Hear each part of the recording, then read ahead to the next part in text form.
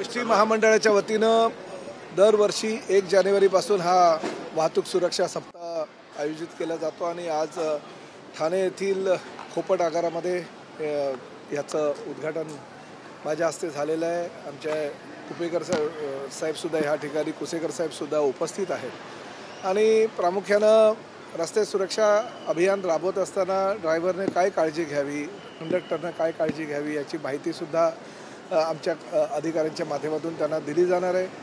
प्रामुख्यानं S T महामंडळ आज तोट्यामध्ये होत असतानासुद्धा अनेक सुविधा राज्य शासनाच्या माध्यमातून ह्या महामंडळाला दिल्या जातात, परंतु शेवटी परिवहन मंत्रीची जबाबदारी आमचे उपमुख्यमंत्री एकनाथ शिंदे साहेब यांनी माझ्यावर जी दिलेली आहे ती काहीतरी जाणीव ठेवून त्यांनी दिली असेल आणि त्यामुळे जे तोट्यात गेलेलं महामंडळ आहे ते कसं आपल्याला तोट्यात जाणार नाही याची काळजी घेण्याची जबाबदारीसुद्धा भविष्यामध्ये आम्ही सगळेजण मिळून घेणार आहोत, एकत्रितपणे काम करणार आहोत। आज ठाणे आगारासाठी 17 बसेस आलेल्या आहेत नवीन आणि अजूनही जवळजवळ 33 बसेस ह्या महिन्याभराच्या कालावधीमध्ये येणार आहे। म्हणजे ठाण्याला जवळजवळ 50 बसेस मिळणार आहेत नवीन। अनेक 2,500 बसेसच्या आसपास आम्हाला बसेस येत असताना महाराष्ट्रातील कानाकोपऱ्यामध्ये आमच्या बसेस कशा पोचतील आणि प्रवाशांना सुविधा कशा देता येईल यासाठी आम्ही प्रयत्न करणार आहोत।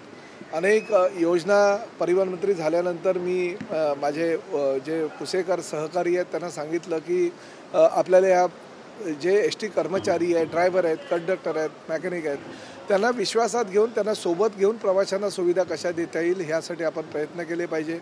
खोपटच्या एस टी आगारामध्ये मुख्यमंत्री असताना एकनाथ शिंदे साहेबांनी काही सूचना केल्या होत्या, त्या सूचनेचं पालन केलं की नाही म्हणून मी ह्या ठिकाणी आलो होतो। त्यावेळेस त्या सुविधा मिळाल्या नव्हत्या, परंतु आज मी ह्या उद्घाटनाला येण्यापूर्वी प्रसाधनगृहामध्ये गेलो।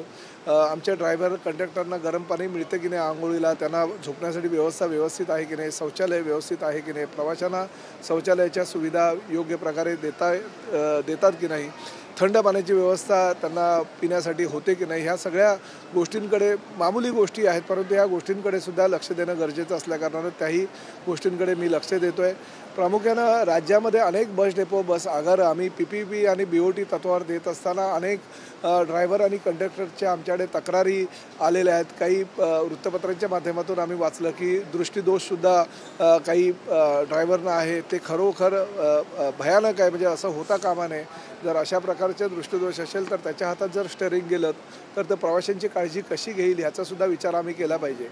माझ्या मनातली एक संकल्पना मी आमच्या डॉक्टर माधव कुसेकरांना सांगितली आणि त्यानुसार PPP तत्वावर किंवा BOT तत्वावर आम्ही जे काही बस डेपो किंवा आगार देणार आहोत त्यामध्ये प्रत्येक जिल्ह्यामध्ये किमान 25 बेडचं हॉस्पिटल आमच्या एस टी कर्मचाऱ्यांसाठी असावं आणि मुंबईमध्ये किमान 100 बेडचं हॉस्पिटल बोरिवलीसारख्या एस टी आगारामध्ये असावं, जेणेकरून महात्मा फुले जनआरोग्य सेवेच्या माध्यमातून आमच्या एस टी कर्मचाऱ्यांना आपण त्या जर त्यांचं पांढरं रेशन कार्ड, ऑरेंज किंवा पिवळं रेशन कार्ड असेल तर त्यांना ही सुविधा 5 लाखापर्यंतची आम्ही मोफत देऊ।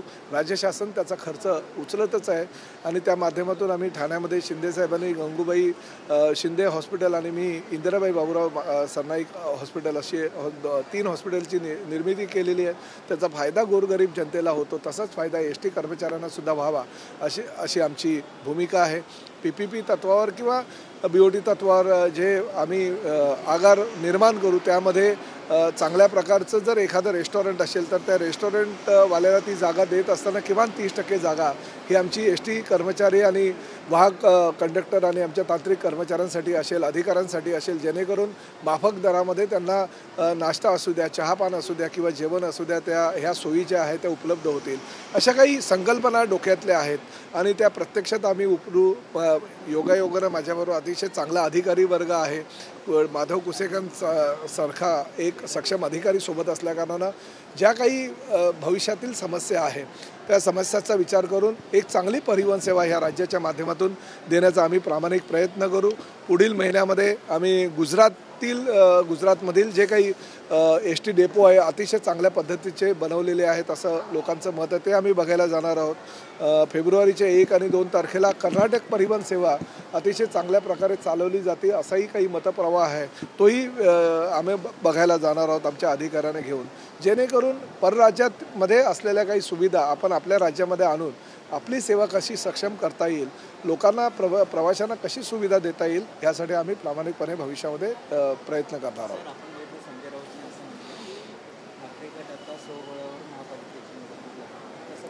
त्यांनी स्वबळावर जरी निवडणुकीची तयारी केली तरी आमच्या उपमुख्यमंत्री आणि पक्षाचे मुख्य नेते एकनाथ शिंदे साहेबांनी स्पष्टपणे आपली भूमिका व्यक्त केलेली आहे की आम्ही मात्र महायुतीमध्येच निवडणुका लढू.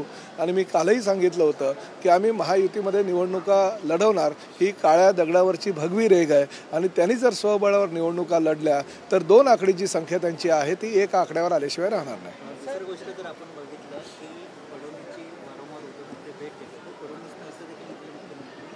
उद्धव ठाकरे माझे शत्रू नाही, 2016 पासून ते 2024चा हा माझा अनुभव. कसं पाहताय? राजकारणामध्ये कोणी कोणाचा कायमचा शत्रू नसतो, कोणी कोणाचा कायमचा मित्र नसतो. हे तर राजकारणामध्ये गेल्या 2.5 वर्षाच्या कार्यकाळामध्ये तुम्ही बघितलेलं आहे. आणि त्या माध्यमातूनच कधी महाविकास आघाडीचं सरकार झालं तर कधी महायुतीचं सरकार झालेलं आहे. आणि ठाण्याची प्रामुख्यानं विचाराल तर ती परंपरा आहे. स्वर्गीय आनंद दिघे साहेब, स्वर्गीय वसंतराव डावखरे साहेब यांचे अनुयायी म्हणून आम्ही काम करत होतो. आणि कधीही ठाण्यामध्ये एकनाथ शिंदे साहेबांनी आमच्या बरोबर काम करणारे संजय केळकर असू द्या, निरंजन डावखरे असू द्या, जितेंद्र आव्हाड असू द्या किंवा नरेश मस्के असू द्या किंवा मी स्वतः असू द्या, रवींद्र फाटक असू द्या, आम्ही जे 8-10 नेते ठाण्यातले प्रमुख आहोत, आम्ही कधीही राजकारण बघितलं नाही. त्यामुळे राजकारणाच्या ठिकाणी, परंतु जेव्हा वेळ येते तेव्हा मात्र आम्ही सगळेजण एकत्रितपणे शहरासाठी एकत्र येतो. बीड हत्या प्रकरणाचं जर आपण बघितलं, सर्व आरोपींना मोका लागलाय, मात्र वाल्मिक कराड यांच्यावर मोका लागला नाही.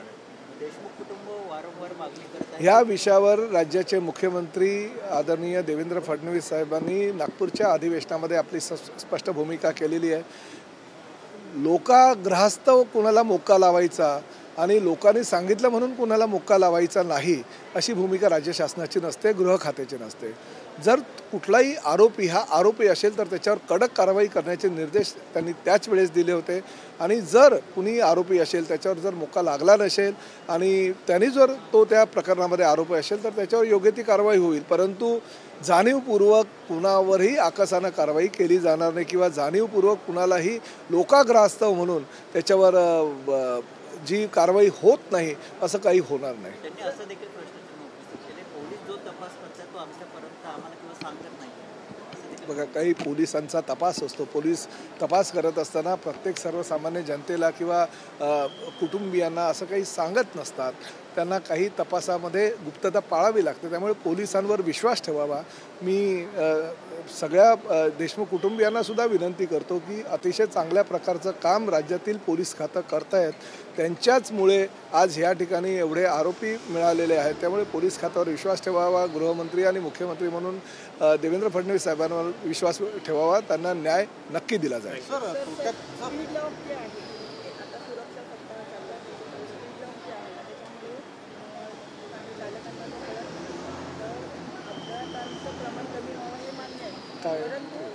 परंतु ते दंडांची जी शिक्षा आहे त्याच्यामुळे संघटना तक्रारी करतात, त्याच्याबद्दल काय? सर, संघटना ज्या तक्रारी करत आहे त्याच्यावर आपण त्यांची तक्रारीचे काय मेरिट बघून त्याच्यावर आपण काही बदल करायचे असतील तर आम्ही नक्की करू. सर तोट्यात असं एस टी महामंडळामध्ये दिवसेंदिवस कंत्राटी बसेस संख्या वाढलेली आहे. भविष्यामध्ये आपण स्वमंत्रीच्या बसेस कधी करणार? नाही, बघा, मला जर स्पष्टपणे विचाराल तर जे पूर्वी झालेले ते झाले, पण कंत्राटी बसेसवर माझा विश्वास नाही आहे. राज्य भले मी राज्याच्या मुख्यमंत्र्यांना विनंती करणार आहे की राज्य परिवहननी जी मागणी केलेली आहे 2,500 बसेस यावर्षी आणि 2,500 बसेस हे पुढल्या वर्षी आम्ही राज्य शासनाच्या निधीतून घेणार आहोत. आणि राज्य शासनाच्या निधीतून दिल्यानंतर आमचे 87,000 कर्मचारी आणि आमचे तांत्रिक कर्मचारी आहेत, त्यांच्या माध्यमातून आम्ही अतिशय चांगल्या प्रकारची सेवा ही चालू शकतो. मला वैयक्तिक जर परिवहन मंत्री तुम्ही विचारलं तर मला कंत्राटी कामावर माझा विश्वास नाही आहे. माझ्या कर्मचाऱ्यांवर, माझ्या अधिकाऱ्यांवर माझा विश्वास आहे. त्यामुळे माझ्या कर्मचाऱ्यांकडून मी बसेस राज्य शासनाच्या माध्यमातून घेऊन काम करून घेणार आहे.